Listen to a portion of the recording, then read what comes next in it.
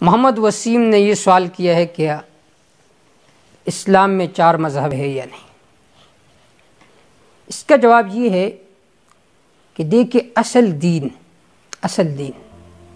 یہ قرآن مجید ہے اور جناب رسول اللہ صلی اللہ علیہ وسلم کی سنت ہے. یہ ہے اصل دین، یہ ہے مأخذ، یہ ہے مرکز.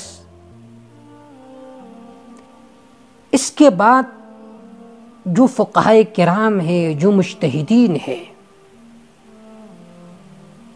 انہیں ہم شارع نہیں کہتے کہ امام اعظم ابو حنیفہ رحمہ اللہ نعوذ باللہ شارع ہے، امام شافعی رحمہ اللہ نعوذ باللہ شارع ہے، امام مالک رحمہ اللہ نعوذ باللہ شارع ہے. وہ شارع نہیں ہے، بلکہ انہوں نے وہ احکام جو قرآن و سنت میں موجود ہے ان کی تشریح کی ہے، قرآن و سنت سے کچھ مسائل مستنبط کی ہے.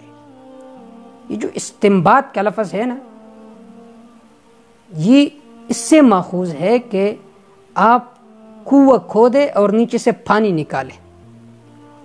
تو پانی تو آپ نے نکالے ہے، لیکن آپ نے پیدا تو نہیں کیے، آپ نے صرف ظاہر کیے ہے. اس وجہ سے فقہاء کرام نے تصریح کی ہے کہ القیاس مظہر للاحکام لا مثبت للاحکام، کہ قیاس احکام کو ظاہر کرتی ہے، احکام کو ثابت نہیں کرتی.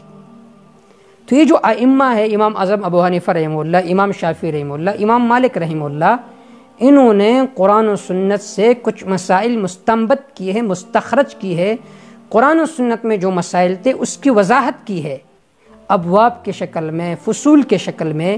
لہٰذا ہم جو فقہ مالکیہ فالو کرتے ہیں، یا فقہ شافعیہ فالو کرتے ہیں، یا فقہ حنبلیہ فالو کرتے ہیں، یا فقہ حنفی فالو کرتے ہیں، تو اس کا مقصد یہ نہیں ہے کہ ہم امام اعظم ابو حنیفہ رحمہ اللہ کو شارع مانتے نعوذ باللہ، بلکہ ہم کہتے ہیں کہ امام اعظم ابو حنیفہ رحمہ اللہ نے، دوسرے ائمہ نے قرآن سے ہوئے کچھ مسائل مستنبط کیے ہیں، کچھ مسائل نکالے ہیں.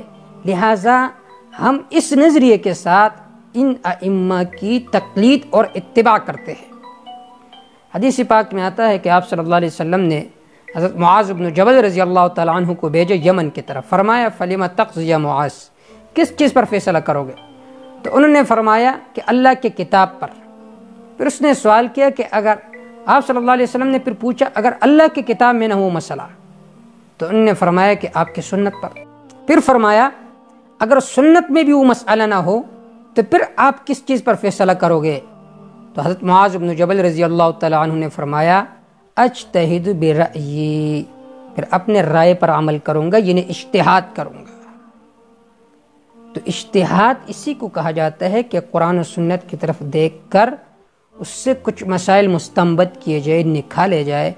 تو ہم جو امام اعظم ابو حنیفہ رحمہ اللہ کا فقہ فالو کرتے ہیں، ہم امام صاحب رحمہ اللہ کو شارع نہیں مانتے کہ امام صاحب رحمہ اللہ نعوذ باللہ شارع ہے، بلکہ ہم کہتے ہیں کہ انہوں نے قرآن و سنت کی تشریح اور وضاحت کی ہے، اور کچھ مسائل مستنبط کی ہے.